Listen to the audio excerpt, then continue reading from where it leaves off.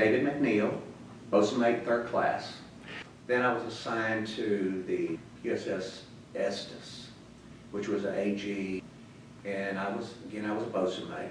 I had been to coxswain school, so when I went on board this ship, it was mostly all new, enlisted in the deck division. And I was the only one that was certified as a coxswain. And so I was made the lap-boat coxswain. We immediately departed to go back overseas. And we went back to Da Nang and spent about 6 months at Da Nang. The difference in those two was a totally different type of, it was a communication ship. I was still in the deck, center deck, but in boats.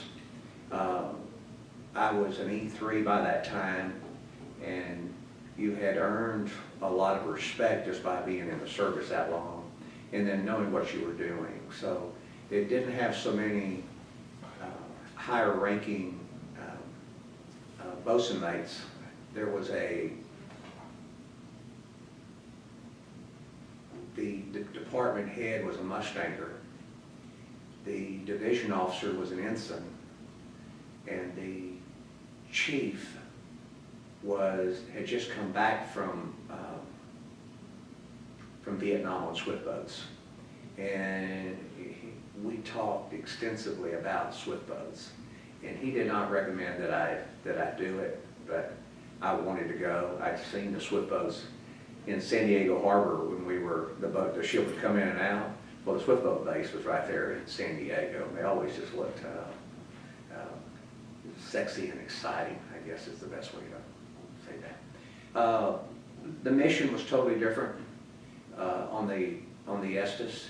When we went to Westpac, we anchored in Da Nang Harbor, and having a Commodore on board, we spent a lot of time running people back and forth to the White Elephant, which was the Army headquarters area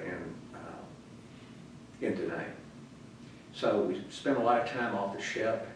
At nights, I would do patrol around the ship because they were always concerned about sappers, swimmers. And so we would have a case of grenades and a box of sea rats, and we would circle the ship all night and periodically drop a grenade, a percussion grenade, over the side.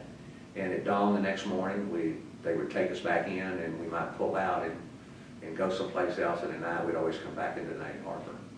One of the interesting stories I remember about being in Da Nang, the current was so bad, even with the anchor out, the ship still had to be into 1/3 ahead to keep from dragging the anchor. That's how rough it not only the sea was, but the current in that area.